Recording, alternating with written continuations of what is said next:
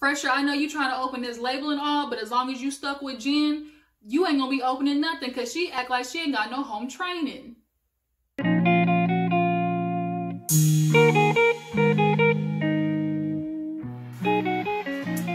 Hey you guys, what's up? As you can see, we're gonna be talking about living hip hop New York today. I know I'm a little behind on, uploading my videos. I had a doctor's appointment, so it literally just set me back, a day or two of trying to record my videos and upload them on the days I want to. But nonetheless, I'm gonna give it to you guys. So like I said, we're gonna be talking about living hip hop today. Phresher, your baby mama, like, she needs some etiquette classes. She needs to quit blaming everybody for why she's acting crazy. You on one hand. And you keep trying to talk about you want to open this label and help, Jennaske, but you ain't got no money, homie. Like, you still crashing at your grandmama's house. So we need to figure that out. But before we get into talking about this episode, do your real favor and subscribe to my channel. Hit that button, you guys. Quit playing with me, okay? I'll be watching my videos and don't be hitting that subscribe button down there, okay? And for all you new ones who are first time, clicking in on one of your girls' videos, let me welcome you to be what's up. And we gotta take time to do a couple of shout outs for the people who did hit the subscribe button, okay? So let me give a quick shout out to Life with Tamara. I think that's Tamara. I hope that's how you pronounce it. I appreciate you for hitting that button, subscribing to your girl's channel. And last but not least, I would also like to give a shout out to Devin Huxley. Huxley. I think that's how it's pronounced. Like I said, I'm sorry if I mispronounce your names, but I just want to give you guys some recognition just to show you I appreciate you, for, tuning into your girl, okay? So, Loving Hip Hop New York. So basically the episode opens up with, who we talking about? Phresher, Rich, Jennaske. She's in the studio, and from what I heard, like, I'm not gonna lie, you guys, I think Jennaske honestly has potential to make some type of splash. I think she can get to that Cash Doll, Rico Nasty, Doja Cat type level if she, makes the right songs. And I think she can spit a little something, like her. She's kind of hard hitting. So I do think, like, of all, the so-called artists on Living Hip Hop, she is the most, artist potential ready. And Rich knows that, obviously, which is why he set her up with the DJ studio time. Rich claiming, he want to jump back in the game and all. He sees Jennaske, trying to be the next Cardi B, basically, and he trying to hop on that train because for the longest, he been picking up these girls and plucking them, trying to, groom them. But the problem is, he don't know how to keep his dick in his pants, so it always ruined the opportunity. Now, Jennaske, if you're gonna work with Rich, you gonna have to keep them legs closed, man. Like, that's good advice. Keep the legs closed. Because when you start mixing business and pleasure, everything blows up. But she looks like she's serious about her career because, Rich starts talking to her about, obviously the showcase, how she did good. He bought, a lot of industry people and she appreciated it, but he ain't like how she kind of, started getting into the drama, with Jen, Phresher's baby mom. And, speaking of that, she's like, well, I invited him because I do want to, talk it out with him about what happened at the showcase. So Phresher comes, but he was unaware that Rich Dollars was going to be there. So he looking at Jennaske like, why is Rich here? Every time I see you and him together, like, I'm starting to feel like, you trying to ditch on me. Well, she's like, look, like, I'm gonna need you to control your bitch because the way she came at the party was, out of hand. He's like, well, you weren't acting right either. You was doing all that extra stuff. You need to learn how to manage your attitude. She like, me? Manage my attitude? You not remember how your baby mama came in there disrespecting me? And my question is, if you can't control your bitch, how you supposed to control a whole label?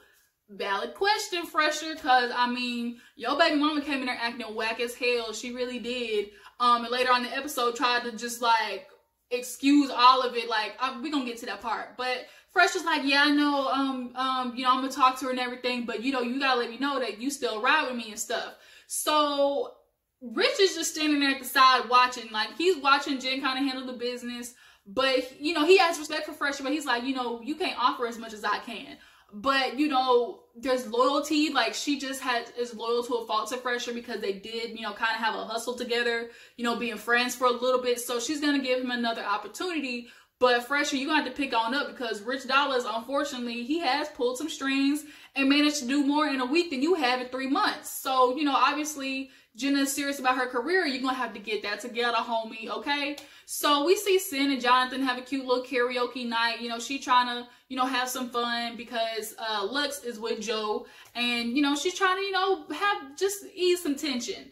So Jonathan's there named by Juju, and, you know, Jonathan was like, Juju, girl, we gotta tell her what happened at, you know, the showcase. He like, I was a little drunk, a little tipsy, so you gonna have to fill in the blanks. So basically, she like, look, girl, you know, we and him talked to Tahiry, and she talking about Erica Mena playing Cupid. You know, every time they're together, she wants them, you know, to hook back up.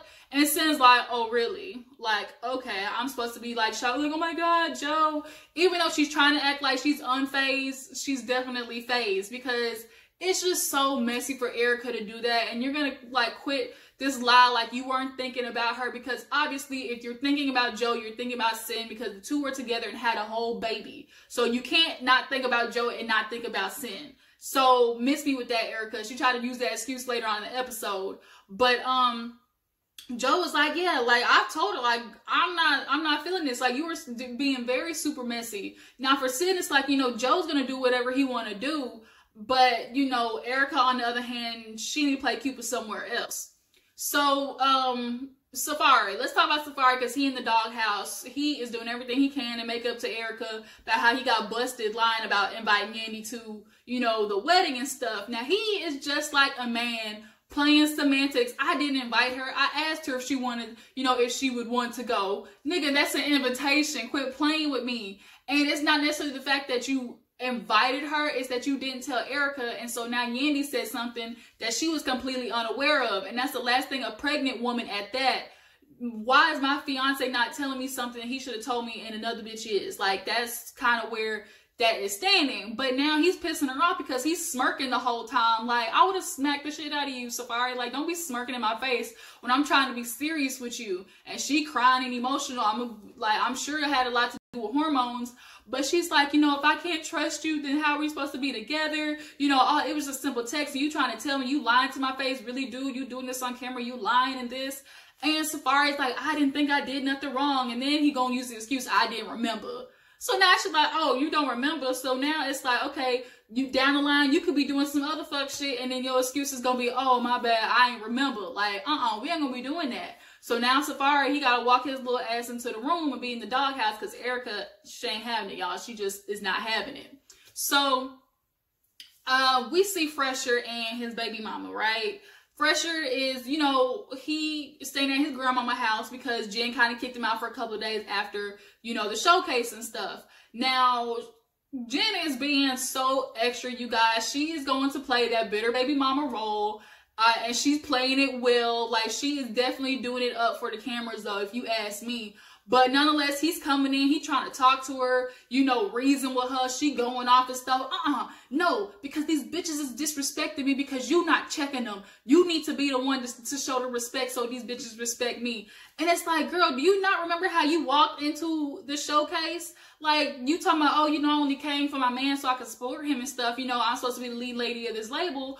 But as soon as you walked in, you saw Phresher and Jennaske together, and it was like, you saw red. Now, granted, they were holding hands when you walked in, but had you just, you know, sometimes silence is everything. Sometimes sitting back and being observant gets you way more than it does popping off. Because had you been quiet and stood by the corner, you might have seen something, had something, you know, was really going on. You might have been able to, you know, really peep the game that was popping off. But I think Jennaske and Phresher, they just are close. And obviously, Phresher did a number on her. Because she talking about, you know, you sitting there getting mad at me, pulling me out the club, but why ain't you paying attention to what made me pop off? I'm acting crazy because of you. You making me look like that wild ass bitch because of you. No, ma'am. No.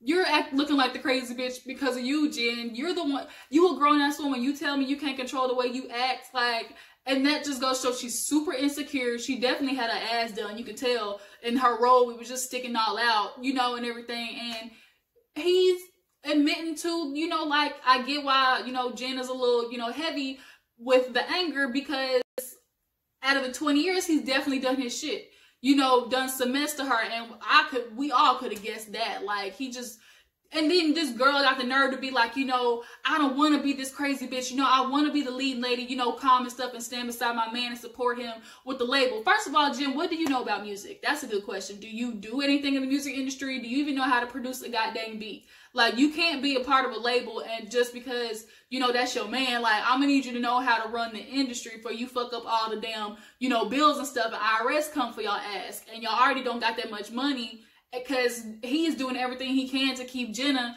But another thing too is, Phresher, you still don't have no cloutation, no following like that. You have one good, you know, hit and you fell off the face of the earth. So how are you supposed to provide a whole career for somebody else and you ain't done it for yourself yet? Like, I'm gonna need you to get that popping first before you try and, you know, jump on the Jennaske train. And then partly too, he's not letting go of Jennaske because if she pops off, then he can get a feature from her and that'll help his career. Like, he would rather just like keep her like in his pocket for that time that, you know, she's gonna make it because his career is flopping. Let's just keep it funky.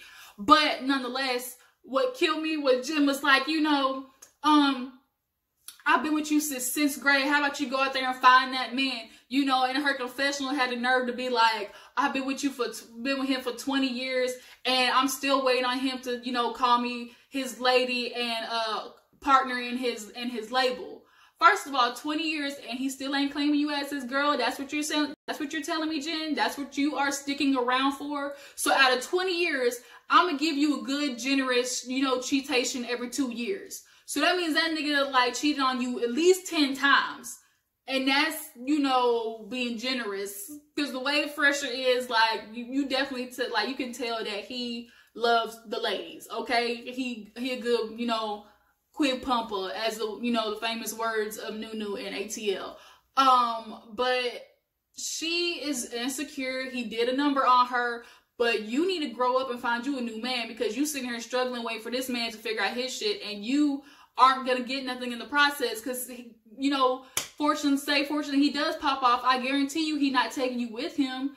He might help you, you know, with the kids and stuff. But as far as, you know, you being his woman like that, no, I'm sorry. Like, he still ain't even claiming you after 20 years, child. That's what you're saying? Like, girl.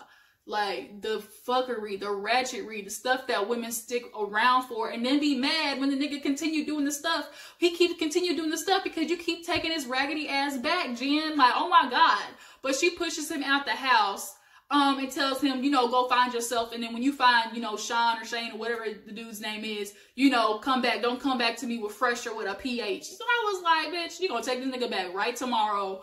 Oh my gosh, after doing all this mess, talking about, oh, I'm wilding because of you. Bitch, if you don't stop acting like you ain't got no home training, you said you was a hood baby, you acting just like a hood baby. You need to act with some class, some etiquette if you want to be a first lady of a label, okay? So what happened after that, actually? We see, oh, Cyn, she's doing her music now. She's going full force with that. So from what I heard, the beat was kind of okay. I was digging the beat, but Joe stops by, right? So Joe, you know, she confronts him like, okay, you know, you need to tell me what's going on with Tahiry. And he's like, well, what happened? What did she say? You know, that dry voice of his, well, what did she say? She like, well, I didn't hear nothing. I'm going to need you to tell me because I didn't hear nothing from her, you know, from your own words. And he admitted, like, you know, they've conversated, you know, they went, you know, clothes shopping for the wedding. And she's like, look, Joe, you know, all that 1999 shit needs to stay in 1999. This whole umbrella of respect needs to be respected. Anything going on with Tahiry, like, dead it right now. But I'm confused, like, are you trying to work on things with Joe or are you not? That's what I'm confused about. Because if you're not trying to work on things with Joe, regardless of if he gets with Tahiry or another woman, like, you don't have no say in that. Like, I'm a little, you know, lost on that part. But Joe understands, like, you know, if somebody's telling Cyn, you know, there's a lot more going on, I can feel for her, whoop-de-woo. But she let him know, like, I ain't the one to play with. Cyn look like she'll slash the tires. That's what, you know, them Bronx women don't be playing. They are batshit crazy. But speaking of Tahiry, Safaree stops by and Tahiry got to set him straight on why the hell he messed up with Erika. Now he want to understand what he did wrong and all that type of shit. Boy, you knew what you did wrong. No, he walked into that salsa damn lesson looking like knockoff Dirty Dancing. Y'all, the way he walked in there threw me, I was dead. But he was talking about, yeah, I'm gonna make up to it. Because she's like, you're not going to be married if you keep acting the way you do. What is this piece of hair doing back here? Sorry. Oh, it's getting on my nerves. But yeah, so she's like, you need to get it together. Don't be having no other woman tell your future wife something that you should have told her, basically. So he's gonna make up for it later on in the episode. But before that, we see, you know, Jennaske get her little opportunity. Y'all, that's really catchy. Jennaske, like, you can just imagine like a whole audience like that kind of being a thing, like her little niche, you know. I think Jenna, y'all, I really think she does have potential. I'm going to give her the benefit of the doubt, but she goes to Hot 97, and Rich gives her the opportunity because Rich still has his connections. His old dad still, you know a couple of folks.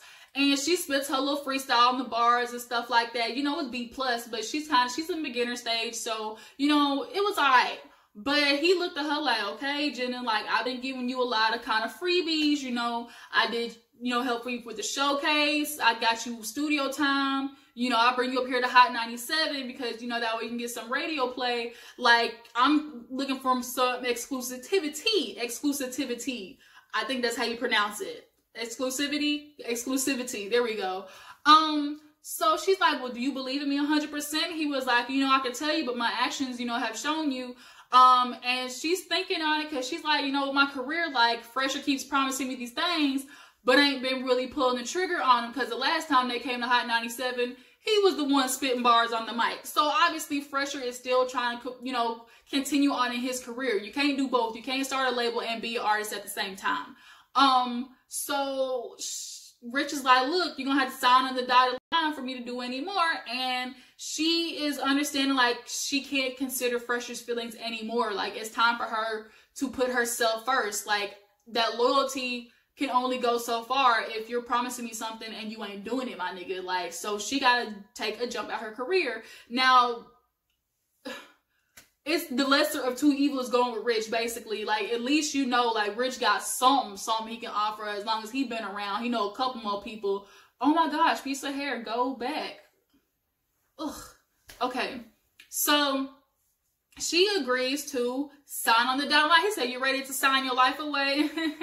He was joking, but the bitch, he meant that. He meant you signing his life away. You better read that contract with a fine-tooth comb because he gonna try and put some slick shit on you. I promise you he will. He gonna try to put some Stevie J stuff. Not only do I want 30% of your music, I want 30% of everything on your IG, any type of future. Don't let him do that to you, girl. Do not let him do that. Because honestly, Rich, you want to talk about, oh, you think she's the potential and stuff. You're not doing it for her. As you said, you're really doing it for yourself because you need some money, homie. We saw you got arrested for not paying child support. Anyways, so we see Remy and Papoose, you know, they're having a little struggle. Remy's got to get back to her album. Pap is getting back to his music. Like, Pat and Remy, they really do the damn thing. Like, they are music, you know, a musical couple. Pap, he lyrical. Remy, we all know she got bars and stuff, but she got to go to Miami so she can get back on this album after having the baby. But now Pat needs to stay in New York because he's, you know, getting distribution deals. So they got to find a balance, but Remy's just happy for him because, you know, he had to put everything on pause when, you know, bitch got locked up, you know, so he was there for support. But it's time for, I think, honestly, it should be like a couple tour. Like, what if a whole bunch of rap couples got together and did like a tour? Or they did like a Black Love tour. I could see that. But yeah, Pap, I'm really interested to see his music. But after, I think the episode, oh no, we see Safaree make up with Erika. He pulls out all the stops, flowers, buys her little diamond, you know, bracelet and stuff. He apologizes, but not really, because in his confessional, he's still talking about, I don't know what I did wrong. Okay, but she accepts it, and, you know, she's like, I'm ready to go, and they obviously go smash after that. And then the episode ends with Erika and Cyn confront each other. Now, Jonathan went, you know, to kind of be a mediator / you know, support for Cyn, and they sit down, and it's immediately tense because neither say hi to each other. So Jonathan's like, well, can I at least say hi? And Cyn's like, hi. Okay, so why are you sitting there playing Cupid with Tahiry and Joel?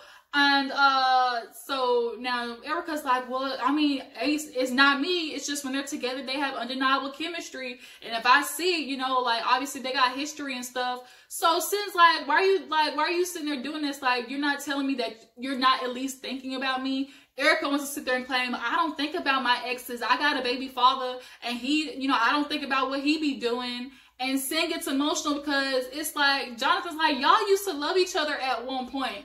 And Erica's like, oh, now you're crying. She's doing these crocodile tears to try and make me look bad. But Erica, quit acting like you're not doing messy shit. There is no way you are looking at Tahiry and Joe and not thinking of Cyn. It just doesn't work that way. You know, Joe, that's his ex-fiance. That's the last person he was with. Obviously, you were thinking about that heifer. Quit playing with us.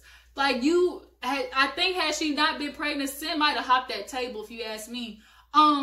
But she was like, why you even worried anyways in her confession? You talking about you moving on and stuff. Now, whether Erica had got Joe and Tahiry together or not, like, Joe was going to move on with Tahiry if he wanted to. But Erica, you're just being an asshole, you know, like making it easier for him to do it. Cyn gets a call, and it's, I guess, her babysitter, and she's like, I'm over this. Like, I'm not going to continue doing this with you. I don't have the energy for it. And she leaves. And Erica ain't feeling bad. She's like, I done seen them crocodile tears before. It ain't my problem. And Jonathan just looking at her like, bitch, like, you messy asshole. Like, yeah, he was shocked. And so are we. Like, don't worry, Karma gonna get her ass. Don't worry. Karma, I tell you, Karma is a bitch. But that's what the episode ends. You guys tell me what you think about Tahiry and this Joe situation. Do y'all want them to get back together? And as far as Phresher and Rich, is Jennaske making the right situation going with Rich? Y'all drop in the comments and let me know. Appreciate you for tuning in. Please subscribe to my channel. Hit that subscribe button. Like this video. And I'll catch you guys on the flip side. Deuces.